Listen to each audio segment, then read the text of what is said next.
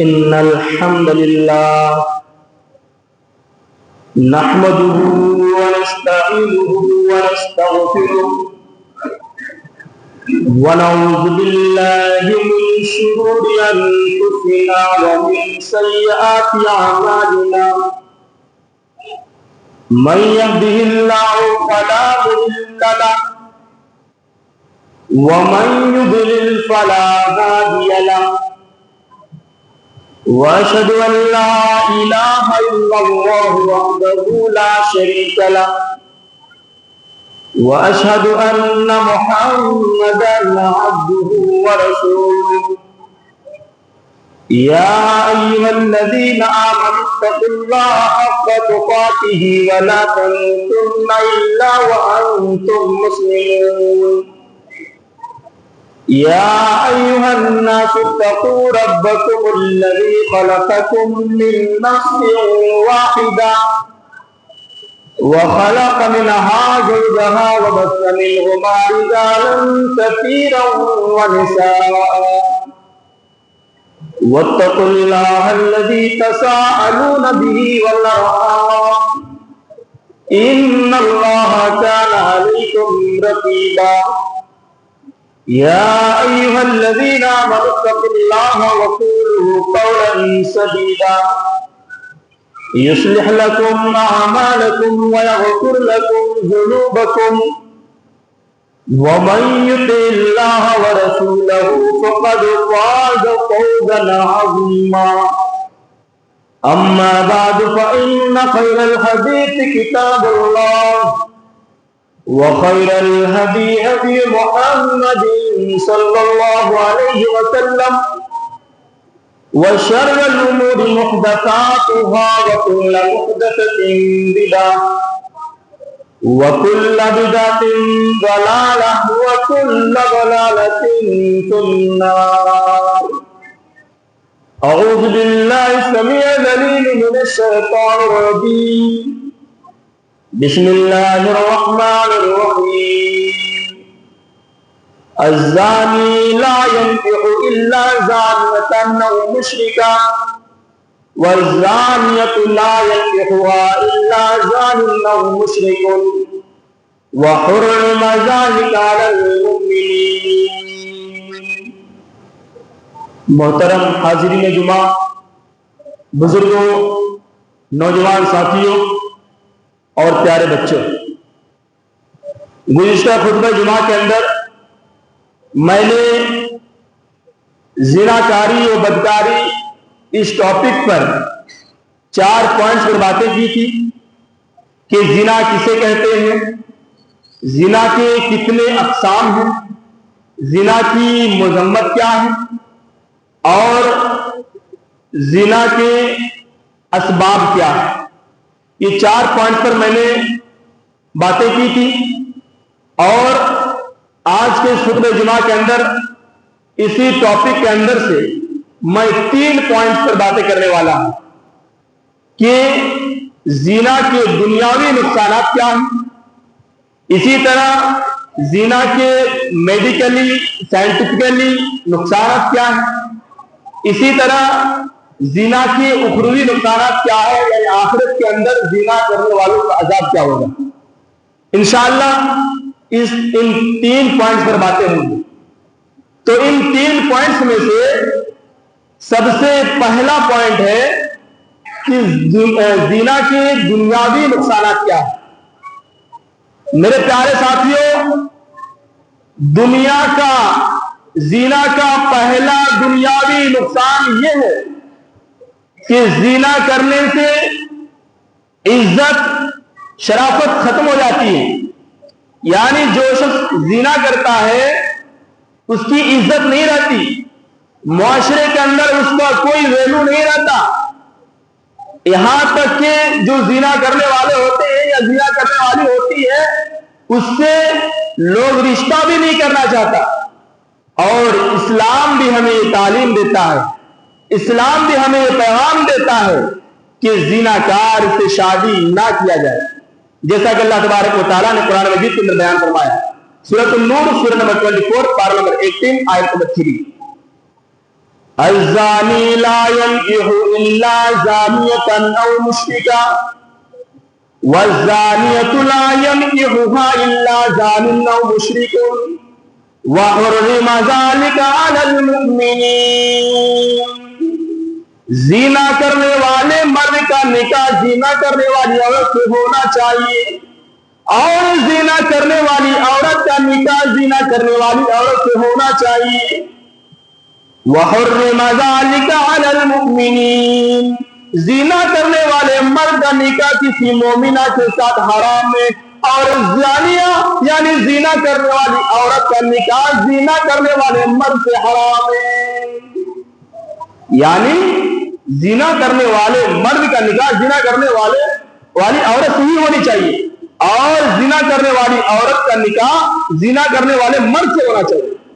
اسی لیے اللہ رب العالمین نے قرآن مجید کو دوسرے مقام پہ بیان فرمایا، سورۃ النور سورہ نمبر 24 پارہ نمبر 18 آیت نمبر 26، الخبیثات للخبیثین والخبیثون للخبیثات والطیبات للطیبین والطیبون للطیبات۔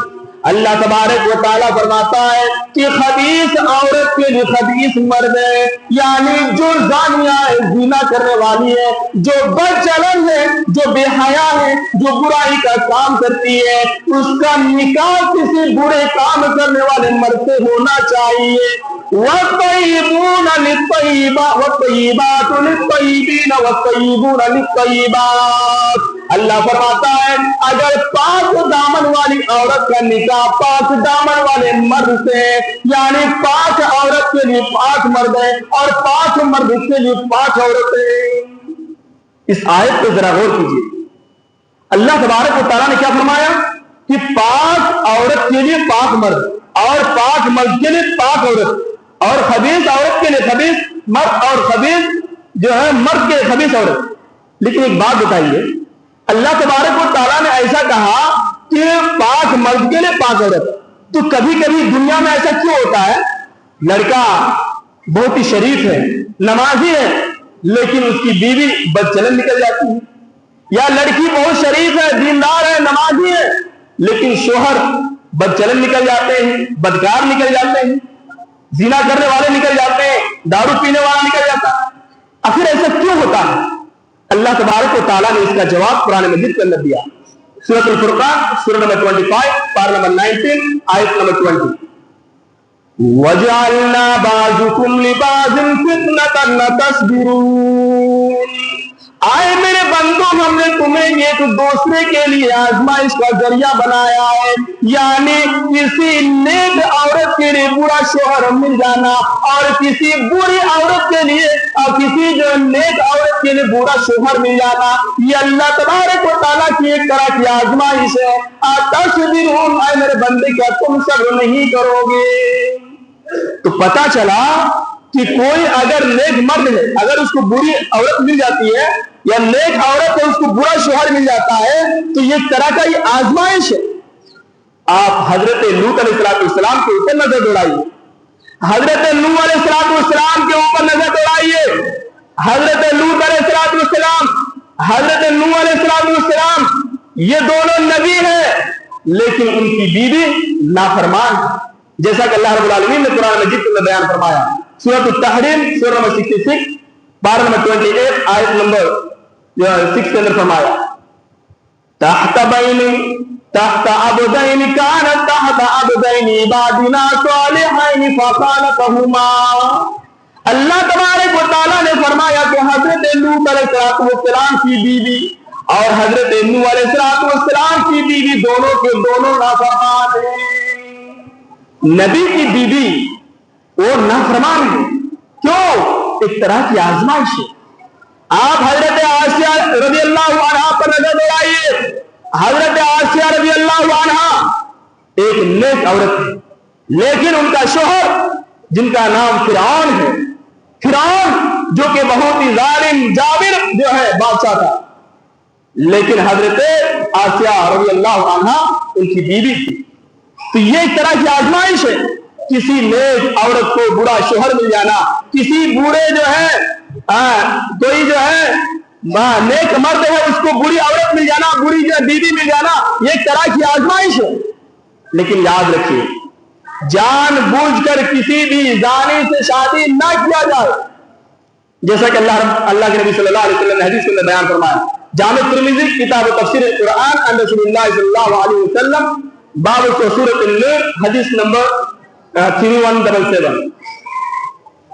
अन अमर इब्न शुअयब रज़ियल्लाहु अन्हु अन नबी अन जद्दी क़ाल, हजरत अमर बिन शुअयब रज़ियल्लाहु अन्हु अपने बाप से और अपने दादा से रिवायत करते हैं, नबी अकरम सल्लल्लाहु अलैहि वसल्लम ने इरशाद फरमाया, ज़माने जाहिलियत के अंदर मरसद इब्न अबी मरसद रज़ियल्लाहु अन्हु एक औरत से मोहब्बत करता था, लेकिन मरसद इब्न अबी मरसद इस्लाम ले आया।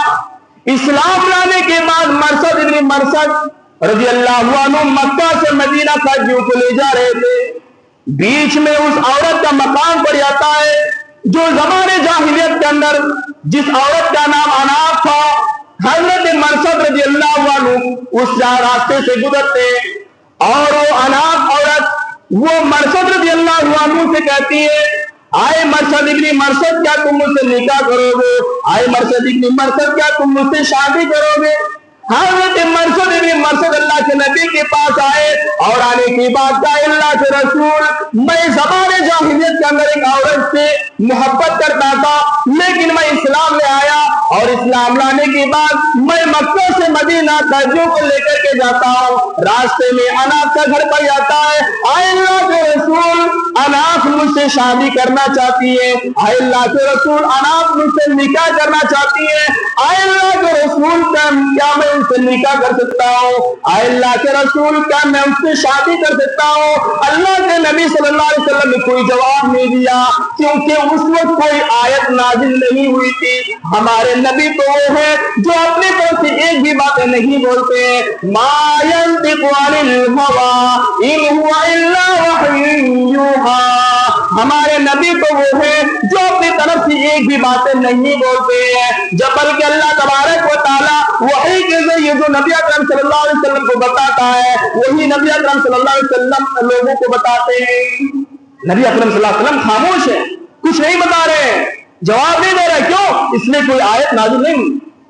लेकिन फौरन सूरत an-nur की आयत नंबर 3 नाज़िल हो गई।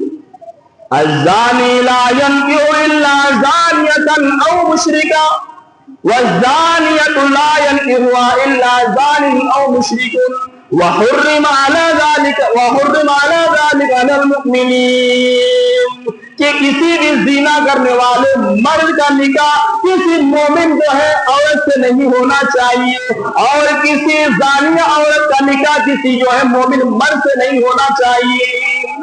जब ये आयत नाजिल हो गई, अल्लाह के नबी सल्लल्लाहु अलैहि वसल्लम ने कहा, आए मरसद इब्न मरसद, तुम इनसे निकाह नहीं कर सकते हो। यानी जानबूझकर किसी जानिया से निकाह करना ये हराम है, आप यह नहीं कर सकते। तो जिना करने का पहला दुनियावी नुकसान कि जिना करने वाले से इंसान रिश्ता नहीं करना चाहता, जिना करने वाले चाहे मर्द हो या औरत हो, उनसे शादी नहीं करना चाहता, ये बहुत बड़ा नुकसान। इसी तरह जिना करने का दूसरा नुकसान है कि जिना करने की वजह से जो बच्चा पैदा होता है, जो वलद जिना कहलाता है, वो वारिस नहीं बनता, वो वारिस नहीं बनता। जैसा कि अल्लाह के नबी सल्लल्लाहु अलैहि वसल्लम की हदीस है, जामे तिर्मिज़ी किताबुल फराइज़ अन रसूलुल्लाह सल्लल्लाहु अलैहि वसल्लम बाबु फी इब्ताली मीरास वलद ज़िना, हदीस नंबर 1223। अन अम्र इब्न शुअयब रज़ियल्लाहु अन्हु, हजरत अम्र बिन शुअयब रज़ियल्लाहु अन्हु बयान फरमाते, अन्ना रसूलुल्लाह सल्लल्लाहु अलैहि वसल्लम, नबी अकरम सल्लल्लाहु अलैहि वसल्लम ने इरशाद फरमाया, अय्युमा रजुलिन आगरा बिहुर्रतिन औ अमतिन, कि कोई भी शख्स जो आजाद औरत से या आजाद लोंडी से ज़िना करता है, कोई भी औरत जो आजाद है, जिनका निकाह नहीं हुआ है, अगर बिना लड़का की कोई उससे जीना करता है, या कोई लौंडी जो आजाद है वो किसी के मातहत में नहीं है, अगर उससे जीना करता है, अल्लाह के प्यारे नबी फरमाते हैं कि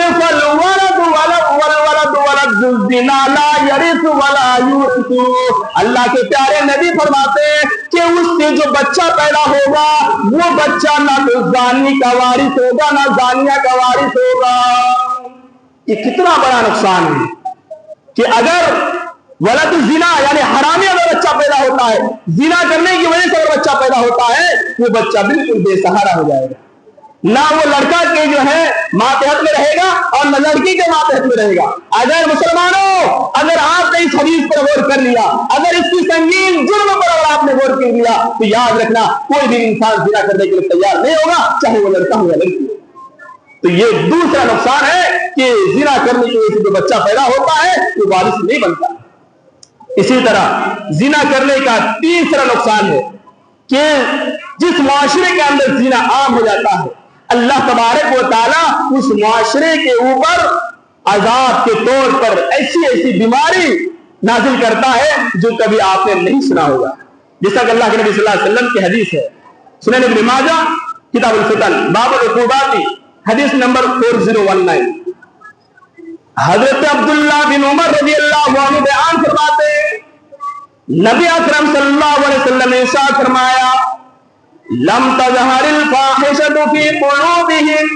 अल्लाह के प्यारे नबी फरमाते हैं कि जब किसी मुआशरे के अंदर जीना आम हो जाए, लम तज़हरिल फाहिशतु फी कौमिन क़त्तु हत्ता युलिनु बिहा इल्ला फशा फीहिम अत्ताऊन वल औजा अल्लज़ी लम तकुन मदद फी अस्लाफिहिम अल्लज़ीना मज़ौ।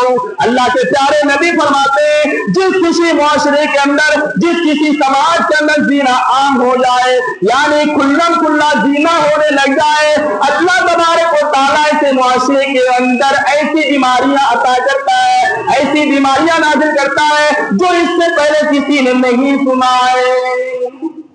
ये नुकसान है जिना करने का कि अल्लाह तबारक व तआला ऐसी ऐसी बीमारियां मुआशरे के अंदर लाता है, नाजिल करता है जो इससे पहले आपने कभी नहीं सुना होगा। आज ऐसी ऐसी बीमारियां हमने मुआशरे के अंदर देखी जो ना हमारे बाप दादा ने सुना है, आज हमें इसको जो फेस करना पड़ रहा है। इसकी सबसे बड़ी वजह है कि हमारे मुआशरे के अंदर जीना आम हो चुका है।